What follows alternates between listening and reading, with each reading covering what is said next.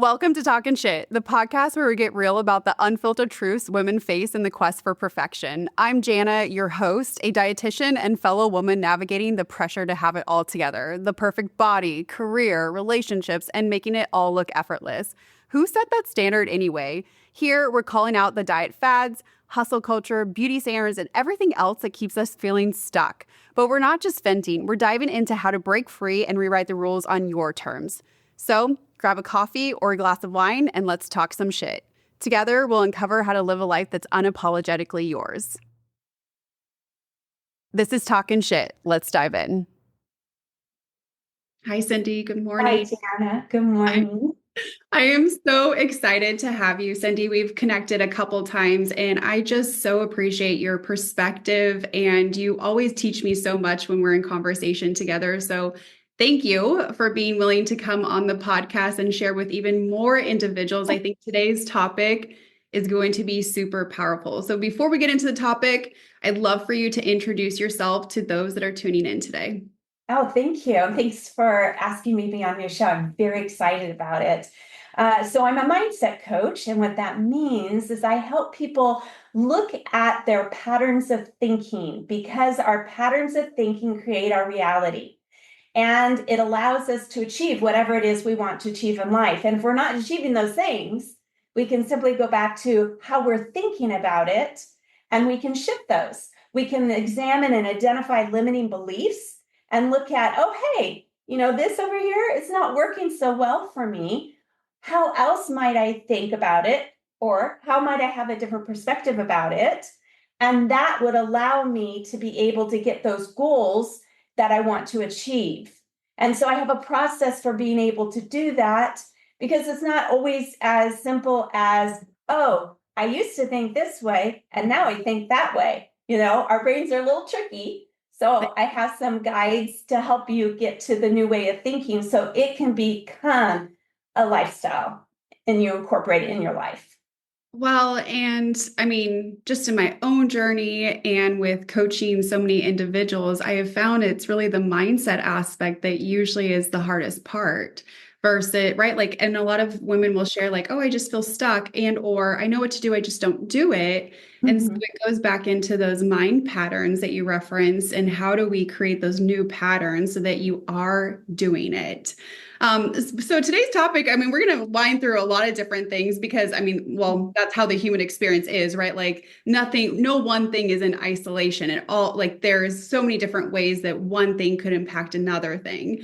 But you have a particular lens that I love that I think is really important to explore, but also really difficult to explore because it's very counterculture. So what is that we're going to dive into for today? Well, I think it's looking at the mind shift, and I think this is especially important for women, is to bring in the idea of kindness, self-kindness, and self-compassion along with it. When I work with my clients as a coach, one of the things that I have identified for the majority of the people I've worked with is there's some element of not treating ourselves kindly. And when we do that, it just slows everything down that we want to experience. And for me, I always think about what is the life experience I want to have? And when we're talking trash to ourselves, I got to tell you, the life experience is not very good, right? Oh, so true. I have this saying that you are your own bully. And Yes. but also I have to say, Cindy, like when I first heard this, and also you and I have talked about this a little bit, and I could feel it in my own body, like there's this reservation to being kind to myself because I and also others have said, like, well, then how do I get everything done if I'm nice to myself? Like, won't I just like give up and won't I just like accept where I am? And I don't want to accept where I am. Like, I want to keep growing. So like, how does that play in the mix? And is that actually what happens when you're more kind to yourself? Yeah, isn't that interesting? I mean, just think about this, that we think that we have to bully ourselves in order to get ourselves to move forward with anything or to meet our goals. We actually have to bully ourselves. Is there anybody else in your life that you would actually bully to get them to do whatever it is they need to do? I don't think so, No. right? And yet we think that's the the status quo. That's the acceptable way we treat ourselves to get going. Mhm. However, if we can shift that around to, oh, this is what I want to achieve. I can do this. Yeah, I can figure this out. I have resources. I can explore things. And when we have those moments when we're not that motivated, just to take a look at what's going on. Is it because you've been working really, really hard at some project at work and you're just spent and you need some downtime? Is Mhm. it because that you're struggling emotionally with somebody, a relationship you have with someone, and you're just kind of worn out? Those, I think, there are especially the tender times that we really need to be gentle with ourselves. And Mhm. so for me, it's not really a matter of I'm going to bully myself to get where I want to be. Rather, it's like, how supportive can I be of myself? And how much awareness can I create for myself as to what's going on in my life? That I love this phrase. I love this phrase. How can I give myself grace? I really practice giving grace to other people. I really practice being curious towards other people because then I don't have assumptions, then I don't get upset. How can I treat myself that same way? How can I look at myself and say, "Oh, honey, what's going on?" Right? What's going on? What's causing you to feel this way? Identifying that. What are the thoughts that I'm having? Identifying those, I can see how you would feel this way. Of course, you would feel this way if you're thinking that, if you're feeling that. Okay, what are some other ways we might want to feel, Mhm. right? And then Yeah. exploring those. Yeah. What about that compassion, right? Like, even in that language that you use, you were expressing self-compassion towards you, right? And Yeah, we're in a relationship with ourselves too, right? Like, we're in a relationship with first, others. First and foremost, yes, yes. first, and most important is our relationship with ourselves, right? So why do so many women, and I'm guessing men too, why is that so difficult for us to step into as as a culture, really? Yeah, I think it is the culture. I think it is the way that we've been conditioned that we put, especially women, and I'm speaking very generally, that women are taught to put others first. And that, I mean, when was the last time you really heard a woman brag about themselves? And I don't mean in a, egotistical way, but just like, I closed that sale. I'm so excited. That was such hard work, but I did it and I feel so accomplished. We often don't hear women talk about themselves that way.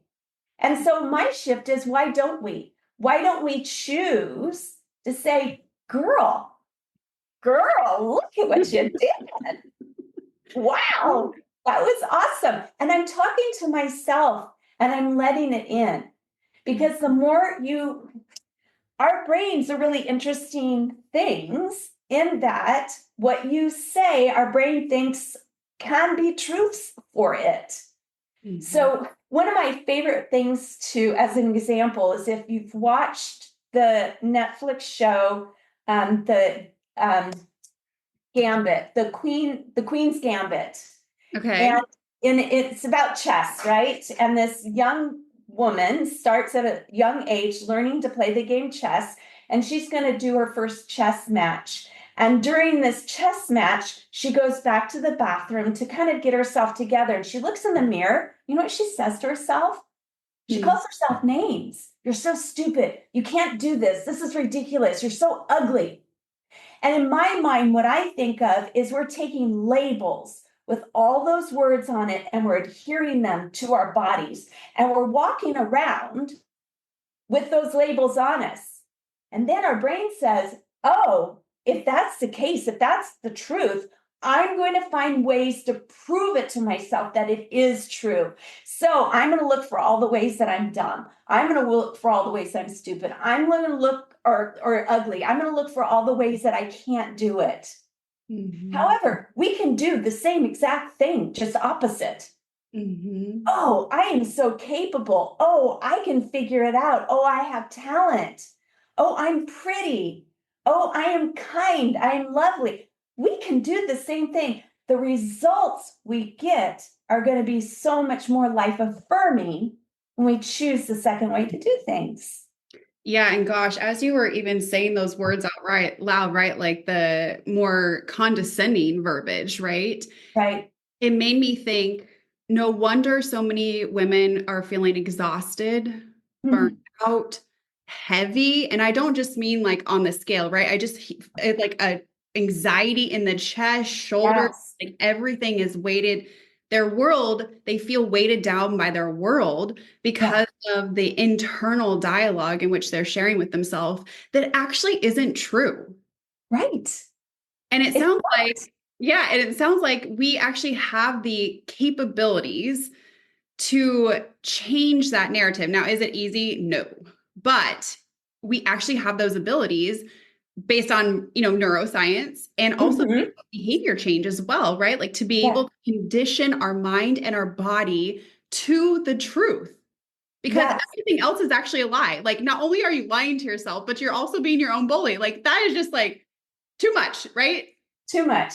So what so okay, and then you flipped it, right? And you had that like self-kindness. So what I have heard a lot of women share is, yeah, I can say those words, but I don't believe it. Yeah. What do you say to that person? Yeah, I say, I get it. I understand, right? Because we've thought them for so long, it Mhm. becomes our truth. And Mhm. when we become aware of a truth we hold that is limiting us in some way, we're dumbfounded. We're surprised. Doesn't everybody believe this? Doesn't everybody think this way? And the actuality is no, not everybody thinks this way. That's the opportunity we have to say, okay, if I think I use the word I can't. If I think I can't do something, I believe it. I have had proof in my life that I can't do it. It's a strong belief. Now I'm going to change that. And our brain goes, wait a minute. Wait a minute. You've been saying all along that we can't, and that's what we believe. And now you're saying we can? I don't Mhm. know about that. Mhm. So nothing's gone wrong. That's what our brains do. We have human brains and it acts up like that. In fact, I often call my brain a toddler. It will act up and be naughty like little toddlers, but I still love it because I still love my little toddlers, right? So then what I do is I look at that statement I can't, or whatever statement it happens to be that my brain thinks is the truth, and then I just want to poke some holes into it. Oh, really? I can't. That's really interesting that I believe that. I'm getting curious about that thought. I wonder where that thought came from. I wonder why I want to hold on to that thought so much. I wonder what that thought means to me. I'm wondering what I'm making it mean. Mm. Oh, Okay.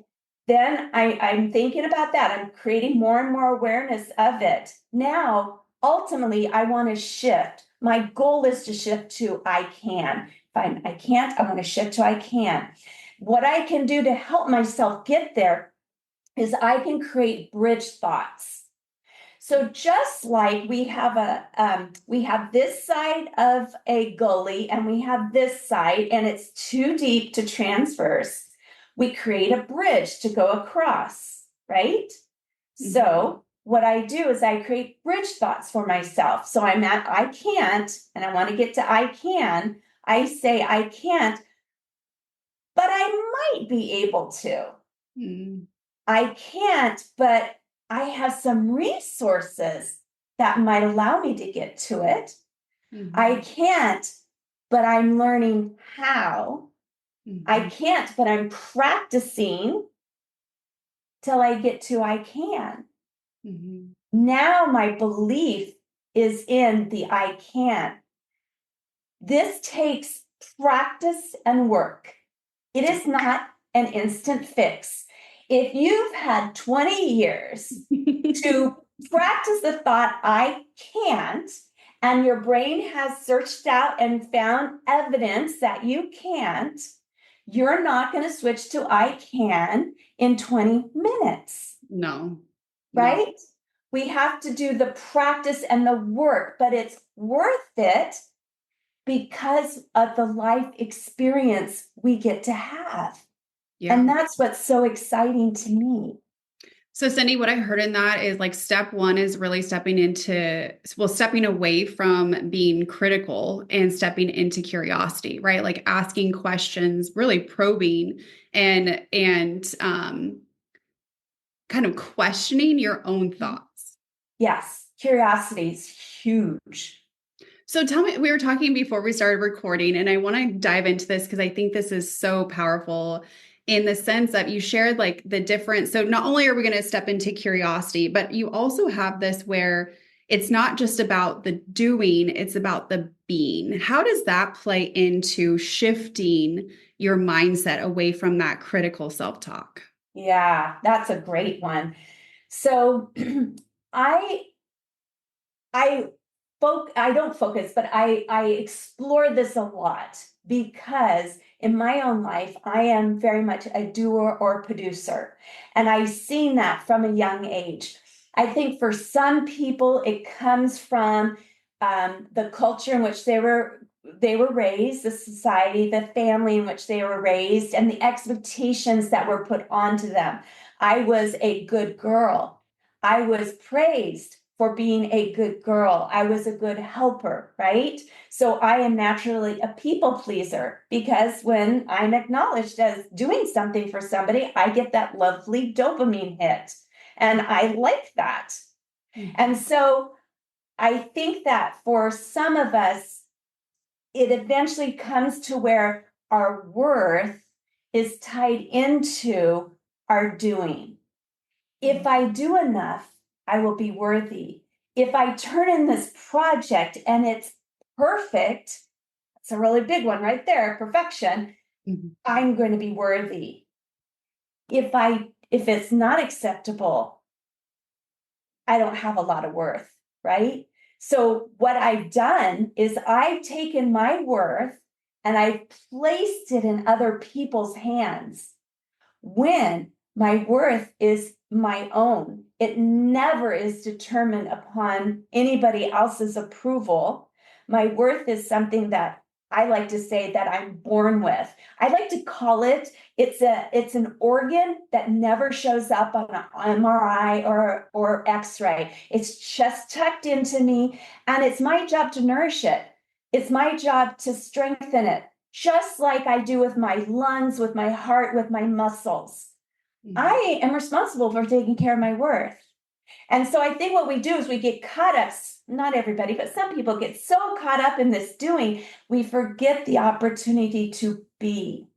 Mm. And the reason why I think that's so important is because we can, it's, I love to say it's a spectrum. We have doing, we have being. We need both. It's not one or the other, it's and with. Mm. However, I think for us that are these doers or these producers and we've tied our worth into it, being is a scary place to be Very much so. Yeah. because we're not proving anything to anybody else. And yet it's the very thing that we need to take more time out for. Mhm. It's taking the time out for how do I want just to be in this moment? Mhm. How do I want to, I think, take care of myself? Because sometimes taking care of myself is recognizing I'm tired and my body needs a nap, Yes. or I need a little quiet time and I'm going to read a book, Mhm. or I'm going to go out and I'm going to take a walk. But instead of it purposely walking intentionally for exercise, getting my heart rate up, I'm going to walk to enjoy the colors of the trees, the reds, the golds, the oranges, the clean smell in the air from the fresh rain. I'm going to take time for that. And I shared with you earlier, I want to go back to this Italian in Italy, in Italian culture, there is this saying, and it's called dolce far niente. And what that means, literally translated, is the sweetness of doing nothing. And within the Italian culture is that idea of doing nothing has a sweetness in itself. It's going and having that gorgeous dinner with friends or family. You're sitting around the table, you have lovely drinks, you have this gorgeous food with the smells and the taste, the textures. And then you have these beautiful conversations, and the dinner lasts 2, 3 hours. And you're just in that moment present. You're not thinking about what report you have to turn in or what project you have to do or your next task or that chore you have to get done. You're in this moment with this enjoyment of just being. Mhm. And for me, that's what I'm seeking out now, is to intentionally, mindfully see, where can I purposefully be and just have the sweetness of doing nothing. Cindy, I love that you're sharing this. So, one of my personal goals is to be a calm, healthy, rich woman. And at the surface, right, like people think that the richness is related to money. And there's a Mm. portion of it, right? Like we need to be Sure. able to take care of ourselves. Um, but what it really means is exactly what you were describing is to be present in the moments, not on my phone scrolling Instagram with people that aren't even around me, right? Right. It's to make eye contact with those that I love, right? I love their company, I love their relationship. It's to enjoy nature, it's to be present in my own life and Mhm. have that life experience like you mentioned, right? Like cuz so often we're doing or a lot of women that tune into me or that I coach, we're doing things for other people all the time and then you're Yes. with like, well, what's left for me? And Mhm. that, I think that's robbing us, again, as a society, of our own life experience. And I think it's time that we get back to you get to experience your life too. It's not just for everyone else. And Yeah. and that is exactly what you're highlighting in this rich experience of life. It always reminds me of when I fly and I travel, you know, and they go over the safety brief. They always say you put your oxygen mask on yourself first. You don't put it on your kids first. You don't put it on your partner first. You don't put it on your neighbor first. You put it on yourself first. Because when you're taking care of yourself and you have that oxygen coming into you, then you have the awareness to be able to do for others. And I think for women, one of the biggest things we could do is we can put ourselves first. And I don't mean that selfishly. I think so many women think if I put myself first, I'm being so selfish. No, honey, it's about having self care, self awareness, self compassion, that you have X bandwidth. And if you spend X bandwidth on everybody but you are going to lose. Mm. It's just, I don't know if that's physics. I don't know if that's what. I don't know what that is, but it's like with anything, right? If we don't take time out for ourselves, we cannot. You don't fill your own cup. You certainly can't fill anybody else's cup. And how much better is your life experience when you have the energy to actually do the things you want to do? If you are, my sister is a nurturer, that is her jam. She makes sure she takes care of her. She exercises, the things she eats, the grace she gives to herself, the projects she works on. She loves to sew. And so her projects, they nurture her. She does that so that she can nurture and care for other people. Mm. That's a healthy way to be able to take care of other people. Yeah, I can I share this story with you real quick as far as I think you'll enjoy this. And maybe I already have shared this with you. So one of my favorite restaurants is Nesso's. I love their pizza and enjoy a glass of wine and whatnot. And I took myself on a date there. And this lady comes up next to me and we just start like chit-chatting. And she was saying how she's really struggling with her weight and she really struggles just like she's a full-time like she works full-time. She takes care of her parents. Her children are now, they're moving out of the house to college. She's in this transition period and she's like really struggling with like, what does it look like to take care of me? Like, right. All of these transitions are happening for her. But she said, I realized I had to start making those changes because I didn't want my daughters to think it was acceptable to care for themselves the way that I have cared for myself. And Yeah. I mean, I just even sharing that, like I get goosebumps, right? Because if we zoom out, right, and we say, would you find it acceptable? And this works well for individuals that have kids, but if not, like think about someone that you love. Would it be acceptable for that person to treat themselves the way that you're treating yourself? And the answer is if it's no, right, then that's our opportunity to get curious and say, in what way can we start shifting this? Because you matter too. You have worth and you are good enough, right? Like Yeah. that's the foundation that we're working with, right? Like you matter, you have worth, and you are good enough. That's where we're building things from. And Yeah. once we get that, it's like, holy shit, like I gotta change a lot of stuff now, right? Like it's like, okay, where do I go first? But that is such like that is the first act of self-compassion and self-kindness is to realize I got to do this different. Yeah, absolutely. And when you take yourself on, you get results, right? You get something that is going to last your whole life, right? Mhm. I just turned 60 in October. And so I think in 20 years, freaking A, I'm going to be 80. Yeah. 80. Can you believe that? And then I think about, oh my gosh, 80. What am I going to who am I going to be at 80?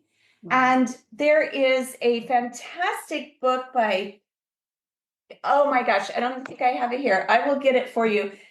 Um, she talks about the idea of imagining who you are at 80, or who you are not at 80, 20 years in the future. What does the future you look like? And I don't mean just necessarily physically, but all aspects. And I did the visualization and I got this great, like, I love her. She happens to be me. Oh, that's really exciting, right? And she had this love and this compassion that when I walked into her beautiful home, I was just immediately put at ease. She is the person who sees you. She's the person that listens to you. She's the person that shows you compassion so that you can show yourself compassion. She's the person who told me, honey, slow down. You don't have to do everything. It's okay. Relax. Be kind to yourself, right? And I love her. And I keep on thinking in 20 years, she's going to know Italian so well. So it's just kind of fun to think about you and who you are in 20 years. What characteristics, what do you think is important to you in 20 years? That means you start practicing now so that you can be that when you get there. Okay, so I've heard you say it's not selfish to consider your own needs. I've heard you say that you're not being conceited if you say what you actually accomplished. And I also just heard you say that you get to listen to you. Mm. What, like, I don't know, but when you shared that, I just like that, like, struck me in the sense of how many times are we not listening to our own intuition? Yes. So so if we're listening to ourselves, because here's the thing, right? Like now I go, if we're listening to ourselves and the narrative has been for the last 20 years, well, you're ugly, you're fat, you're never going to do it. Right. Why do we like how do we shift that into a new narrative that we do want to listen to that is going to actually get us the results that we're looking for, whether it be, a more positive mindset, whether it be reducing anxiety, whether it be losing weight? Like how do we really tune into ourselves if Right. narrative has been so negative for 20 plus years? Yeah. I think one, it's identifying what those thoughts are. What are your common thoughts that go back to you again and again and again? Once you identify those, everything is neutral until we put meaning on it. So if I'm calling myself fat, which was a common thing that I did to myself, if I'm calling myself that, am I just identifying that I have extra curves, that I have extra weight on my body? That was very neutral, right? There was no meaning behind that. Or am I saying that there's something wrong with having that extra weight on my body? And I don't mean health, right? That there's something wrong with being a bigger person, a bigger size person. Mm-hmm. If that's the case, if I think there's something wrong about it, then I have to look at that meaning I'm giving to it. Then I'm shifting, right? Shifting perspective. What if how I look is fine? Mm-hmm. What if being fat is simply means I just have extra weight in my body and it doesn't mean anything about me as a person? It doesn't mean anything about my worth. It doesn't mean anything about my goodness. It just means I have extra weight on me. And if I love all of me, can I practice that enough that the shift can take place to where I'm acceptable to myself at any weight, which is always my goal to get to. I'm Mm-hmm. simply acceptable. And you know what the funny thing is that I don't look at other people who are less or more weight, judge. Who am I judging? I'm judging myself. Mm-hmm. I'm making it mean something about myself. And I just don't need to do that anymore. Right. Right? I just don't have the time or the bandwidth or the inclination to do that anymore in my life. Yeah. This One of is, well, I guess it's like two questions, but to start shifting that mindset, because I was right there with you, right? Like just that negative self-talk, particularly as it relates to body image and weight. Like that's one reason I became a dietitian is because I really struggled with it. yeah, But one of the things that was really helpful to start at, like, talking back to those negative comments was, is this helpful or is this hurtful? Like, is it yes. motivating or demotivating, right? And so it can be very simple, right? And we Mhm. are not simple. But those are actually really powerful questions because you realize, oh, that's actually not helpful because I don't know really anyone that gets motivated by their self-criticism. There's very Right. few people in this world that are motivated by that. But for most women, again, I would say that it's really demotivating and it really has them shrink back and not show up to take care of themselves. Yeah, absolutely. I remember teaching my kids along the same lines what you're talking about, this phrase, is it helpful? Is it true? Is it kind? So I can do it right back to myself. Is saying that I'm fat helpful? Not really. Is it kind? No, with the meaning I'm putting on it. Is it true? I have extra weight. I can call that fat. I could call that curvy. I could call it whatever. Yeah, that's true. And it's no big deal, Mm-hmm. right? So is it true? Is it helpful? Is it kind? I think those are great ways to identify because remember, if we thought something a really long time, our brain thinks it's true for it. It believes it. And therefore we believe it. So just by stepping out and asking ourselves those types of questions helps us again to be curious and Mm-hmm. to take that pause and to not beat ourselves up. Mm-hmm. So, how does this self-compassion, self-kindness, is there, which term do you prefer? I'm good with either one. Okay.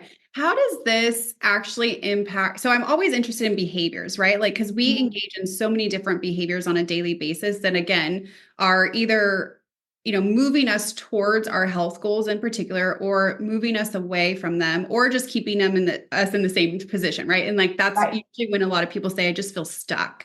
Yeah. So how can this self-kindness, if someone out there is listening and they're like, I just feel so stuck, like, how can they use that, the self-compassion, self-kindness to get out of that rut that they may be experiencing? I think they could do it just even being in the rut to be able to say, oh, that's really hard. That's hard being in a rut. I Mm, feel you. It sucks. I wonder why we're in this rut. mm, Again, looking at what's going on that's causing me to feel like I'm in a rut. Am I really tired? Because I think sometimes when I'm really tired, I get in a rut. mm, Is there something new that needs to spark myself? I need to be sparked by to get out of the rut. Is that it? right? It's asking ourselves those questions, but doing it kindly with that compassion and being okay. Can I be okay being in a rut? What Mm-hmm. am I making being in a rut mean? Am I Mm-hmm. making that mean something bad about myself? And if that's the case, then I can rethink that. Mm-hmm. And you can always talk back to your brain. One of the things I do is I will often say, nothing's gone wrong. It's okay. You're okay. Sometimes just that type of affirmation really helps me to take that deep breath, to center myself, and to be, okay, let's move forward now. Sometimes it's just a feeling that I have in my body from past, I think it's just past trauma, it's past beliefs of myself, whatever.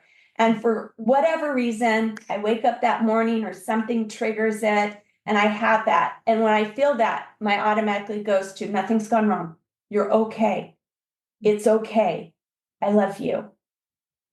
Yeah, I love how you accepted that experience in, right? Like part of the life experience, what you shared earlier, right? It's not self-compassion can also be like accepting the negative, right? Like, because what we often do, right, is like we push off, well, I just can't, I can't be not okay. I can't be not okay because really, if your goal is to be perfect, right, and please everyone, then Yeah, it's not acceptable to not be okay, right? And so right. we just push off, push off, push off, and then we stay stuck for much longer. But Yeah, what you shared is we actually need to accept it and say, oh, here's where I am. yeah. Here's who I am, and it's okay. Mhm. Nothing's gone wrong. Mhm. So one of my favorite things is tell my clients, what if nothing's gone wrong here? Then Mhm. what would it mean to you? Yeah. And it takes the intensity out of it. Yeah. Because if nothing's gone wrong, if we're not getting this drama to whatever the thought is or the situation, it's much easier to take a step back and to look at it and say, oh, hey, okay, nothing's gone wrong. However, I can see how that could be hindering me. And I see how I want to move a little bit differently. I want to pick up a new thought to help myself here. But Mhm. nothing's gone wrong. Nothing. Gosh, that gives you Yeah. such relief, such permission, right? Well, going back, it gives you permission to be a human being. Being, right? Yes. I think oftentimes women are not even given permission to be a human being. We're this model. We're all created in this certain way to manufacture certain results, Mhm. you Yep. know? And it's like, dang, we're tired. Yeah. Yeah. I mean, okay, can we dive into that just for like a bit? So even saying I'm tired, what is like a lot of individuals have reservation even saying that or saying like Yeah. I need rest or I need to take a nap or I need to not be around my kids today or whatever it is. What is mindset wise, right? Like belief wise, what is being pushed up against when if we were just to admit like I'm tired. I think that sometimes, especially when we're looking at mindset, oftentimes what happens is we want to flip it really quickly. I don't want to experience this. I'm tired. I don't want to experience this bad, whatever it is. I want to flip it to this good. Mhm. I want it to be better. What we have to realize is that over here in the I'm tired area, it's okay because again, we're human beings. So if we look at I'm really tired. Okay, why? Let's be curious. Are you pushing yourself so much at work, at home, with the kids, with your partner? Are you pushing yourself so much that of course you're tired? And then if you are, can we just acknowledge it? Because when we acknowledge it, then we can take impactful action. And what I mean by that is I had heard somewhere that someone was, talking about, I'm tired, so I'm going to eat. Mm. Okay, what if you were tired and you took a nap? Right. Right? I think your body really wants to take a nap. The brain wants to shut down. Your body just needs to physically, as opposed to eating, which is great. We need to nourish our bodies.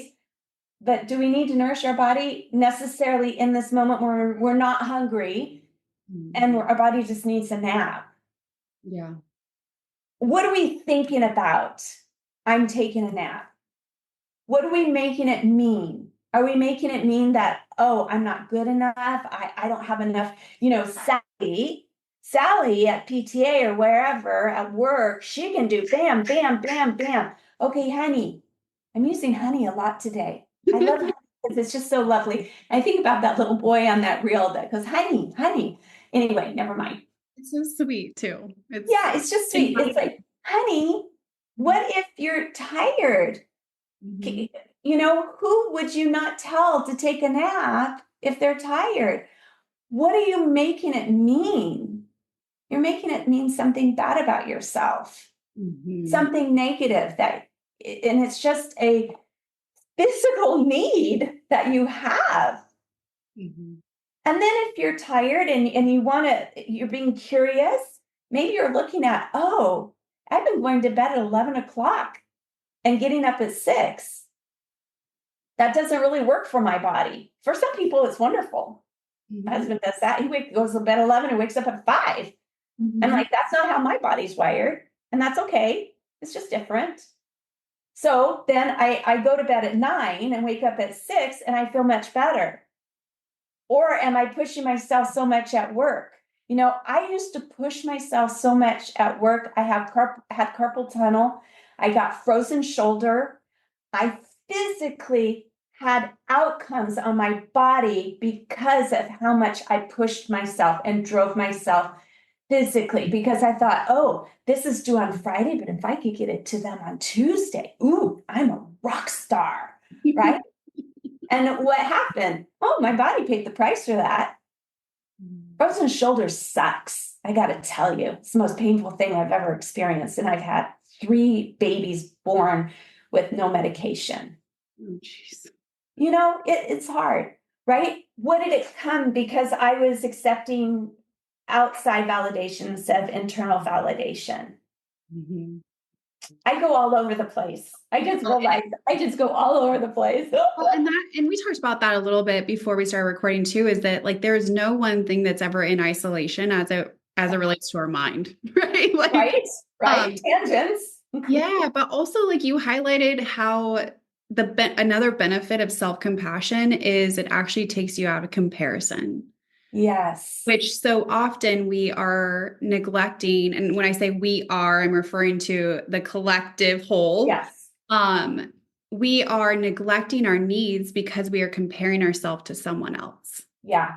Yeah. Not, and so it completely, no wonder you like may feel exhausted. No wonder you are tired, right? Like those are all things that we just simply want to welcome in, say they have a place at the table so that we can, what you shared, identify like how do we start shifting these behaviors so that you do Yeah. start feeling better so that you can have a really amazing life experience.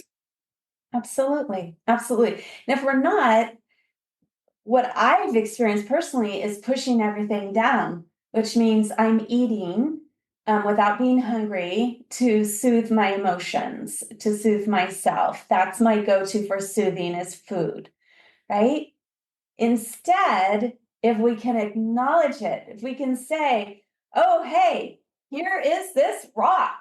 This rock is right here. I'm not going to make meaning to it. I'm just going to acknowledge it. And now I'm going to be really curious about this rock. How this rock get on my desk? What is this rock doing here? How is this rock helpful? How is this rock hindering me? Right? If I can do all of those types of questions about whatever that thought is that's going on in my brain, then I can go from curiosity to thinking about, oh, what might I change that allows me the grace that I need, it allows me to take action, allows me to change a behavior, allows me to do whatever it is to get that life experience that I want. Mhm. Gosh, we could talk forever. This is Absolutely, we but could. just to kind of close up for today, what would you say like so if there is someone that, is still tuned in and they're like, wow, like this is me, right? Like they've identified, they really resonate with a lot of what was shared today. What would you say is their first step to providing themselves with more self-compassion? Or let's say the first three, right? Like, because we've highlighted the need for curiosity. It sounds like that's like the first step. Right. What would you say is step two and three?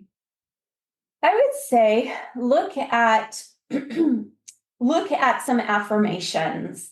Get two or three affirmations that you can, in this moment, believe that you can say and you can feel good about in saying. Because if you're going from if you have the thought that I'm ugly and you're going to an affirmation that I'm beautiful, your brain is not going to believe it. Don't do it, right? So go to some things that you believe and just focus on those. And then when you're ready, you can go to the next, few affirmations. A really and this is something that I think can be very vulnerable for some people to do is it's called mirror work. And you take the affirmation and you say it while you look at yourself in the eye in the mirror. And you can, I had a list of them and I would just go through each one and I would say them to myself. Do that, practice that and see. I mean, in a week's what is the difference? In 2 weeks, what is the difference?